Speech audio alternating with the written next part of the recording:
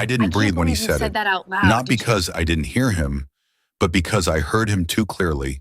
Every word sharp like glass, cutting straight through me as we sat across from each other at that quiet dinner table meant for two, candles flickering softly, wine untouched in my hand.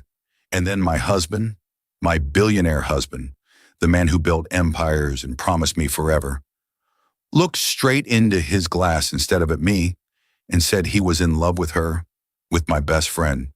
And for a second, I thought it was a joke, a cruel, twisted joke. But his voice didn't shake, it didn't break. It stayed calm, almost relieved, like a man finally putting down a heavy secret he had been carrying for too long. And that was the moment something inside me cracked so quietly, no one else in the world could hear it. But I felt it, deep and permanent. Well, like a door closing forever inside my chest. And I remember staring at him, waiting for him to laugh, to say he didn't mean it, to say my name instead. But he didn't. He just kept talking, explaining, confessing, like I was some stranger he owed honesty to instead of the woman he vowed to love. And the worst part wasn't just what he said, it was how peaceful he looked saying it, like loving her made more sense to him than loving me ever did. And I sat there frozen, fingers tightening around the stem of my glass, my heartbeat loud in my ears. But I said nothing. Not yet, because in that moment I realized something even more painful. He had no idea she already knew. No idea she had told me everything days ago. No idea that this dinner wasn't just another night for me. It was the night I came prepared. And the night I came ready to hear the truth from his own lips. And now that it was happening, now that he was confessing without fear, without guilt, I felt something colder than pain settle inside me. Something sharper than heartbreak. Something that whispered this wasn't just about love anymore. It was about betrayal, layered and deep. And I let him talk. I let him say her name. I let him describe the way she made him feel alive again. And each word felt like a knife. But I didn't stop him because I needed to hear it all. I needed to know how far this lie had gone, how long I had been living inside a story that wasn't real. And as he spoke, memories started flashing in my mind. Moments I once thought were normal. Her laughing a little too hard at his jokes. The way he would glance at her when he thought I wasn't looking. The times she canceled plans with me only to later show up at events he attended. And suddenly everything made sense in the most painful way. Like a puzzle finally completed, but one I never wanted to solve, and still I stayed quiet because I had learned something important in the past few days. Something she had told me when she came to me with tears in her eyes and guilt in her voice, confessing before he ever did, telling me she never meant for it to happen, telling me she tried to stay away, telling me he pursued her. And even then I didn't believe her at first. I defended him. I defended my marriage. I defended the man I thought I knew. But now, sitting here, hearing him speak so freely, I realized she hadn't lied. Not about that part at least. And that truth made everything heavier, because it meant he chose this. He chose to betray me, to chase something forbidden, to risk everything we built. And as the silence finally fell between us, thick and suffocating, he looked up at me like he expected something. Maybe anger, maybe tears, maybe forgiveness. But I gave him nothing at first, just a long, steady look that made him shift uncomfortably in his seat. And then I finally spoke, my voice calm in a way that surprised even me, asking him one simple question: since when? And I watched his face change slightly, not shocked that I asked, but careful, like he was choosing how much truth to give. And when he answered, when he said it started months ago, I almost laughed, not because it was funny, but because months ago was exactly when I started noticing the small changes, the distance, the late nights, the sudden need for privacy, and I had ignored it all. Maher trusted him, trusted us, and now here we were, sitting across from each other like strangers, with a truth too big to fit between us, and I could see it in his eyes. He thought this was a confession that would lead to something, maybe an understanding, maybe even a new beginning. But he didn't know the story had already moved past that point. He didn't know I had already cried, already broken, already rebuilt something stronger inside myself. And as I leaned back slightly in my chair, taking a slow breath, I realized this was the moment everything would shift, the moment he would finally understand that he wasn't in control of this story anymore. And I told him quietly but clearly that I already knew. And the way his face drained of color, the way his confidence shattered in an instant, was something I will never forget. Because for the first time that night, he looked afraid, truly afraid, and he asked me how, his voice no longer steady, and I told him she came to me. I told him she chose honesty before he did, and that truth hit him harder than anything else, because in that moment he realized he wasn't the one leading this. He wasn't the one holding the power, and the silence that followed was heavier than anything we had shared before, and I could see the questions in his eyes, the regret starting to form, the realization creeping in that he had miscalculated everything, and that was when I leaned forward slightly, my voice still calm, but carrying something deeper now, something final. And I told him this dinner wasn't about his confession, it was about mine. And as his eyes searched mine for answers, I let the words settle slowly, building the tension, letting him feel the weight of what was coming next. Because some truths don't just break hearts, they change lives forever. And if you think this is where the story ends, you have no idea what happened next, because that night didn't just reveal a betrayal, it started something far more dangerous, something none of us saw coming. But before I take you there, make sure you subscribe and like, because this story only gets darker from here. And trust me, you don't want to miss what happens next. The moment I told him I already knew, the air between us didn't just change, it tightened, like something invisible had wrapped itself around our throats and was slowly pulling. And while he sat there trying to understand how he had lost control of a story he thought he was leading, then on my mind drifted back to the day everything first broke open. The day my best friend showed up at my door unannounced, her face pale, her hands shaking so badly she could barely hold her phone. And I remember thinking something terrible had happened to her, never once imagining that the terrible thing was about to happen to me. And when I let her in, she didn't sit down right away. She just stood there in the middle of my living room, like someone carrying a weight too heavy to set down. And when she finally looked at me, there were tears already in her eyes, the kind that don't fall easily because they've been held back for too long. And she said she needed to tell me something. Something I wasn't going to like. Something that could end everything between us. And even then, I still didn't understand. I even tried to comfort her. So telling her nothing could break what we had, telling her she was family to me. And the moment those words left my mouth, I saw something in her expression shatter, like guilt cutting deeper than fear. And that was when she said his name. Not fully, not clearly, just enough for my heart to pause in confusion. And then she said it again, slower this time, connecting him to the truth she had been trying to hold back. And suddenly the room felt smaller, quieter, like the world outside had stopped moving just to listen. And I remember shaking my head, laughing softly in disbelief, because it didn't make sense. It couldn't make sense. My husband and my best friend didn't belong in the same sentence like that. Not in that way, not in any way that could hurt me. And I told her she was mistaken, that she was confused. That maybe she misunderstood something he said or did. But she didn't argue. She didn't defend herself.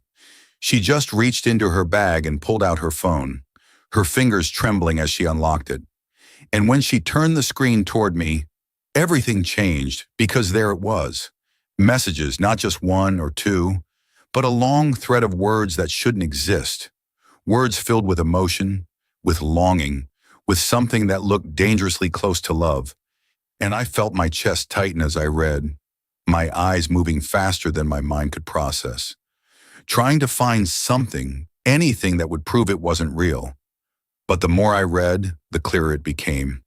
This wasn't a mistake. This wasn't confusion. This was something that had been growing quietly behind my back. Something that had taken root while I was still standing in the same place, trusting both of them completely. And I remember dropping onto the couch because my legs suddenly didn't feel strong enough to hold me. And she started talking, explaining through tears how it started small, how he would check on her, how he would ask about me, about our life, about things that seemed harmless at first, and then slowly, almost without her noticing, the conversations changed, became more personal, more intense, crossing lines that neither of them acknowledged at first, and she told me she tried to pull away. She tried to stop responding, but he didn't stop. He kept reaching out, kept finding reasons to talk to her, to see her, to be near her, and every time she tried to create distance, he closed it again, like he had already decided what he wanted and wasn't going to let it go. And as she spoke, I could feel two things fighting inside me, anger rising like fire and denial trying to put it out, because part of me still didn't want to believe he could do this. Not to me, not with her, but the proof was sitting right there in my hands, glowing on her phone screen, impossible to ignore. And then she said something that stayed with me, something that echoed in my mind long after she left. She said she never loved him the way he loved her, that whatever she felt was confusion, pressure, guilt, but not love. And I wanted to believe that. I needed to believe that, because it was the only thing that made this feel slightly less unbearable. And yet, even that didn't erase what had already happened. It didn't undo the late-night messages, the hidden meetings, the quiet moments I was never meant to know about. And I remember asking her why she was telling me now, why she didn't come sooner. And she said because he told her he was going to confess, because he said he couldn't keep lying to me anymore. And that was the moment something inside me shifted, because suddenly this wasn't just about betrayal. It was about timing, about control, about him deciding when the truth would come out. And I realized I didn't want to hear it on his terms. I didn't want to sit there and be surprised by a confession he had planned in his own way. I wanted to hear it knowing the truth already. I wanted to see his face when he thought he was revealing something I didn't know. And that's when the idea formed. Quiet but firm. I would wait. I would let him speak. I would let him think he was in control, and then I would take that control away. And as I sat there with her, listening to the last of her apologies, watching her break under the weight of what she had been hiding, I realized something else too. Something colder, something clearer. This wasn't just about losing a husband. It was about seeing people for who they truly were when they thought no one was watching, and when she finally left, when the door closed behind her and I was alone again, the silence didn't feel empty. It felt heavy with truth. And I spent the next few days watching, observing, noticing every small detail I had ignored before. The way he smiled at his phone, the way he avoided certain questions, the way his attention drifted even when he was right beside me. And with each passing moment, the woman I used to be faded a little more, replaced by someone stronger. Someone who understood that love without honesty is just a beautiful lie. And that's why I agreed to that dinner. That's why I sat across from him tonight, pretending everything was normal, because I needed to hear it from him. I needed to see how far he would go when he thought the truth was still his to give. And now, sitting here in the aftermath of his confession, watching him struggle to find words that could fix something already broken, I realized this was only the beginning, because the truth doesn't just end things. Sometimes it sets something much bigger into motion, something neither of them had prepared for. And as I held his gaze, letting the silence stretch just long enough to make him uncomfortable, I knew my next move would change everything. But what he didn't know, what neither of them knew, it was that I wasn't the only one who had been planning something in the shadows, and the moment that truth comes out, nothing will ever be the same again.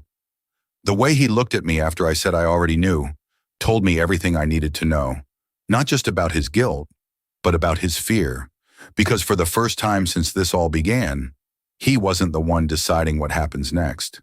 And while he struggled to gather words that sounded like explanations, but felt like excuses, I stayed quiet, not because I had nothing to say, but because I had already said the most important thing. And now it was his turn to sit in the weight of it, to feel the silence he had created. And in that silence, something inside me became very clear. I wasn't going to react the way he expected.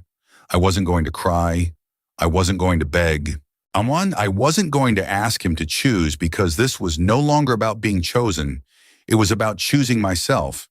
And as I slowly stood up from the table, the soft scrape of my chair against the floor sounding louder than it should, he looked up at me quickly, like he was afraid I was about to walk away. And for a second, I let him believe that. I let him feel that panic rise in his chest. But instead of leaving, I moved around the table and stopped beside him, close enough for him to feel my presence, but far enough that he couldn't reach me. And I told him calmly that this wasn't the end of the conversation. It was the beginning of something he wasn't ready for, and the confusion in his eyes deepened, because he still didn't understand that I had already moved 10 steps ahead of him. And as I picked up my bag and finally turned toward the exit, I paused just long enough to say something that made his entire expression change. I told him that tomorrow, everything he thought he owned, everything he thought he controlled, would start slipping out of his hands, and then I walked away, leaving him sitting there with a truth he could no longer reshape.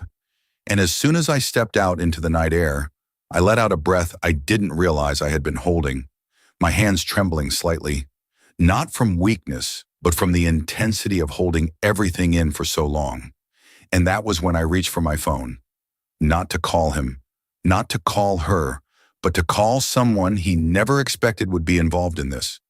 Someone who had been quietly watching the edges of his empire for years, waiting for the right moment. When the call connected, I didn't hesitate. I simply said it was time. And on the other end, there was a pause, followed by a calm response that confirmed everything was already in motion. Because while he thought this story was about love and betrayal, what he didn't know was that his choices had opened doors he could no longer close. And as I got into my car and drove away from that restaurant, the city lights blurring past me, I felt something shift completely inside me. The pain was still there, sharp and real, but it was no longer controlling me. It was fueling me, pushing me forward into something stronger, something more dangerous. And my mind went back to the quiet meetings I had started attending after her confession. The conversations I had with people who understood power, people who didn't see me as just his wife, but as someone who could stand on her own. And I remembered the documents, the contracts, the signatures that had been carefully placed in the past few days, things he hadn't noticed because he never thought to look, never thought I would step outside the role he had placed me in. And that was his biggest mistake, underestimating me, believing that love made me blind, when in reality, it had only delayed what I was capable of seeing clearly. And as I pulled into the driveway of the house that once felt like home, I sat there for a moment, staring at the windows, remembering every memory we built inside those walls, every promise, every lie hidden inside those promises. And instead of feeling broken, I felt ready to take back everything I had given so freely. And as I stepped out of the car and walked inside, the silence greeted me again. But this time it didn't feel heavy. It felt controlled, like I was finally the one deciding what happens next. And I moved through the house slowly, almost carefully, as if I was saying goodbye without saying it out loud. And when I reached our bedroom, I didn't hesitate. I opened the drawer where I had already placed the envelope earlier that day, the one containing copies of everything that would change his life by morning. And I set it down on the bed where he couldn't miss it. Not as a warning, but as a statement, because by the time he read it, it would already be too late to stop what was coming. And as I turned away from it, I realized something that made my chest tighten just for a second. This wasn't just about revenge, it was about truth, and about consequences, about finally stepping out of a life that had been quietly breaking me long before tonight. And as the hours passed and the night grew deeper, I didn't wait for him to come home. I didn't need to see his reaction, because I already knew what it would be.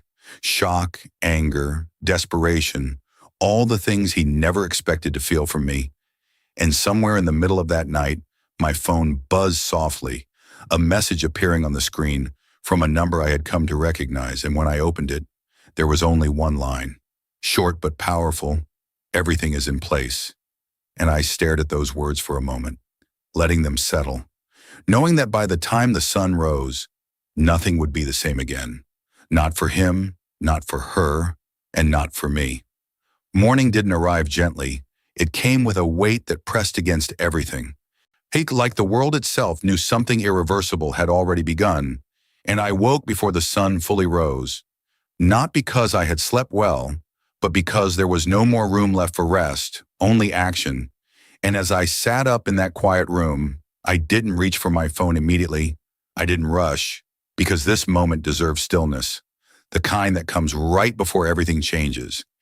And when I finally stood and walked toward the window, watching the early light spread slowly across the city, I felt something settle inside me, a calm that wasn't there before. The kind of calm that only comes when a decision has already been made and there is no turning back. And somewhere across the city, I knew he was waking up too. Or maybe he hadn't slept at all. Maybe he spent the night replaying every word I said, every look I gave him, trying to find a way to fix something that was already beyond repair. And I almost felt something for him then. Not love, not even pity, just a distant understanding that this was the moment his world would begin to fall apart piece by piece. Not loudly, not all at once, but slowly in ways he couldn't control. And as if right on cue, my phone lit up on the table beside me, his name flashing across the screen, and I let it ring. Not once, not twice, but until it stopped on its own, because some answers don't need to be given anymore. And seconds later, another call came, and then another, each one more desperate than the last. But I didn't pick up, not because I was avoiding him, but because I wanted him to feel what it was like to be unheard, to sit with questions and no answers, just like I had done for days. When the calls finally stopped, a message followed, short, rushed, filled with confusion and urgency, asking what I meant, asking what I had done, asking me to talk to him. And I stared at it for a moment before locking the screen, because the truth was already waiting for him at home, sitting exactly where I left it, and it wouldn't be long before he found it. And as the minutes passed, I moved through my morning slowly, deliberately, every step measured, every thought clear, until another notification appeared. But this time it wasn't from him. It was from the same number that had been working quietly behind the scenes. And when I opened it, there was no long explanation, no unnecessary detail, just confirmation that everything had begun, that the first actions had already been taken. And I could almost picture it happening in real time. The calls being made, the agreements being activated, the small shifts that would soon grow into something much bigger. And then, finally, my phone rang again. But this time, I knew it wasn't him before I even looked. And when I answered, I didn't say anything at first. I just listened. And on the other end, his voice came through. But it wasn't the same voice from last night. It wasn't calm or controlled. It was shaken, sharp, trying to hold on to something that was already slipping away. And he asked me what was going on, what the documents meant, why there were changes in accounts he thought were untouched, why certain people weren't answering his calls anymore. And I could hear it clearly now, the beginning of panic. The realization that this wasn't just about a relationship falling apart. This was something deeper, something tied to the very foundation of his life. And when I finally spoke, my voice was steady, almost too steady, as I told him that actions have consequences, and silence filled the line for a second before he tried again, asking me what I wanted, asking how to fix it, asking if this was about her. And that was the moment I understood something important. He still thought this was about choosing between two women. He still didn't see the full picture. And I told him quietly that this was never about her. Not really. This was about him, about the choices he made when he thought no one was watching. And now those choices were catching up to him in ways he never expected. And I could hear his breathing change, faster now, uneven. As he started putting the pieces together, realizing that whatever I had done wasn't impulsive, it was planned, careful, deliberate, and before he could ask anything else, I ended the call. Not out of anger, but because the conversation was no longer necessary. The truth was already unfolding around him, and nothing I said would change that.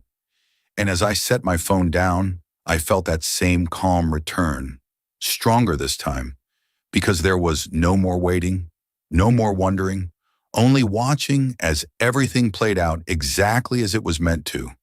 And later that day, as the hours moved forward and the tension built quietly in the background, another message came. But this one was different. This one wasn't from him or from the people working with me. This one was from her.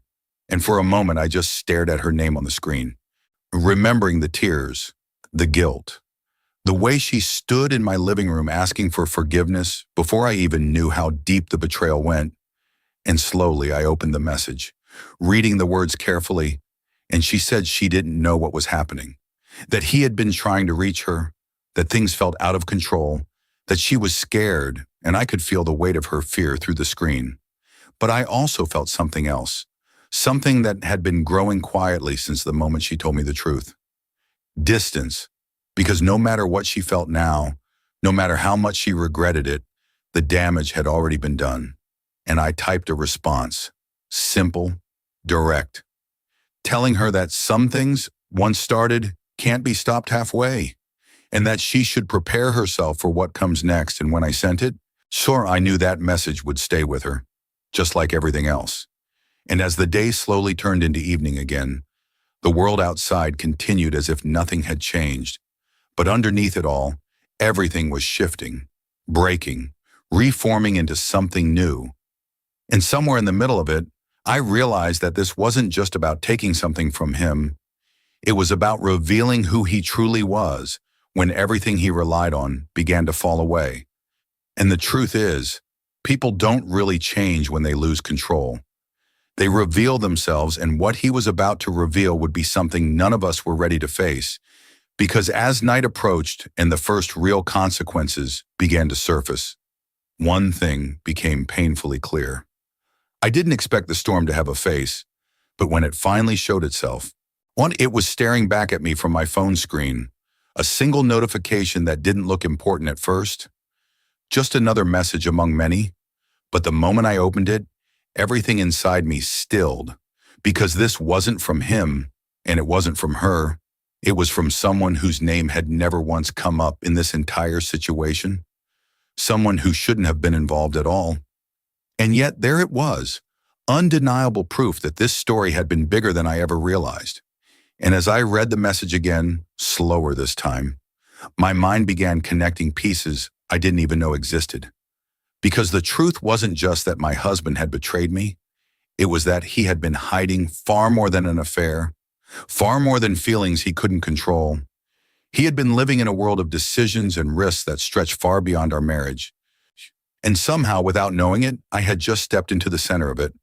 And for the first time since this all began, I felt something close to uncertainty. Not fear exactly, but awareness. The kind that tells you the ground beneath your feet is not as stable as you thought. And I sat down slowly, staring at the words on my screen, realizing that the plan I set in motion had already triggered something else, something deeper, something that had been waiting for the right moment to surface. And now that moment had come, and as if the world wanted to confirm it all at once. My phone rang again, but this time I didn't hesitate, because I already knew who it was before I even answered. And when I lifted it to my ear, his voice came through. But it was different again, not just panicked now, but desperate in a way I had never heard before. Saw he like a man who had just realized he was losing more than he ever thought possible. And he didn't waste time asking questions this time. He went straight to the point, telling me that things were going wrong, not just in our lives, but in his business, in his deals, in places he had always kept separate from me. And that was when I understood fully. The lines had never really been separate. They only looked that way from the outside. And I closed my eyes for a second, letting that truth settle, before asking him one simple question: what else did you hide from me? And the silence that followed was heavier than anything we had shared before, because this wasn't about choosing what to say anymore. It was about deciding how much truth he could survive telling. And when he finally spoke, the words came slowly. It, like each one, carried its own weight, and he admitted that there were things I didn't know, risks he took, alliances he made, decisions that could affect more than just him if they fell apart. And I realized then that the man I thought I married had layers I had never seen, parts of his life he had kept locked away, not just from me, but from everyone. And somehow, by pulling at one thread, I had started unraveling all of it. And as he continued speaking, trying to explain, trying to regain some control, I felt something shift inside me again. Not the cold determination from before, not the pain from the betrayal, but something clearer, something stronger, understanding. Because this was no longer just about revenge or consequences, it was about truth, the full truth, the kind that changes everything once it's revealed. And when he finally stopped talking, waiting for my response, I didn't rush to answer. I let the silence sit between us, letting him feel it, letting him understand that we were far beyond fixing simple things now. And when I did speak, my voice carried something final in it, something that made even me pause for a second, because I told him that everything that was happening now didn't start with me. It started with him, with the moment he chose to live a life built on secrets instead of honesty.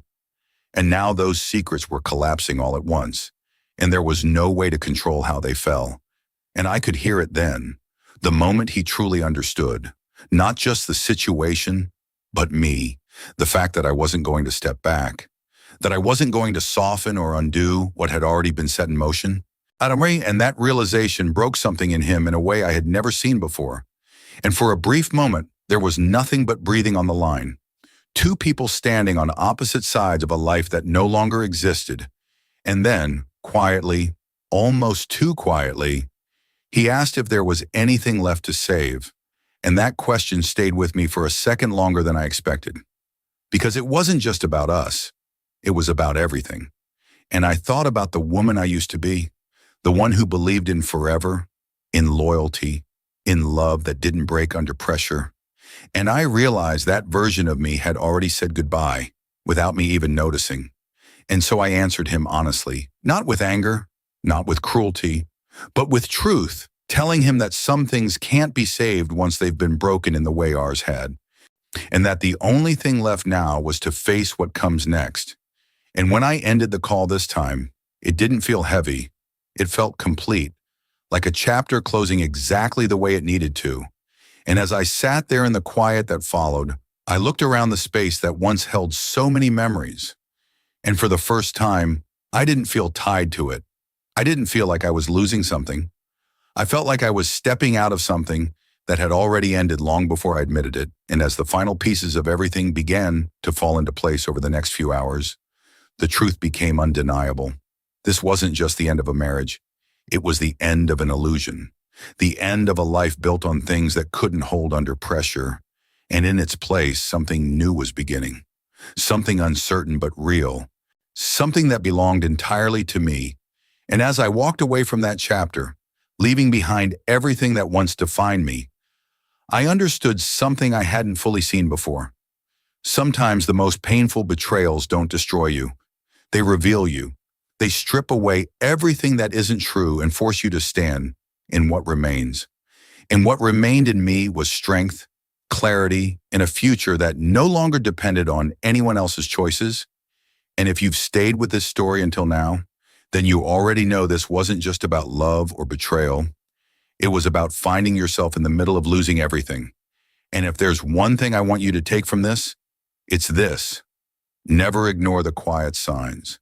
Never silence your instincts. And never let anyone make you feel like your worth depends on their honesty. And because the truth always finds its way to the surface, one way or another. And when it does, it gives you a choice to break or to rise. And I chose to rise. And if you believe in stories like this, stories that remind you of your strength, make sure you subscribe and hit on the bell. Because sometimes the most powerful endings are just the beginning of something even greater.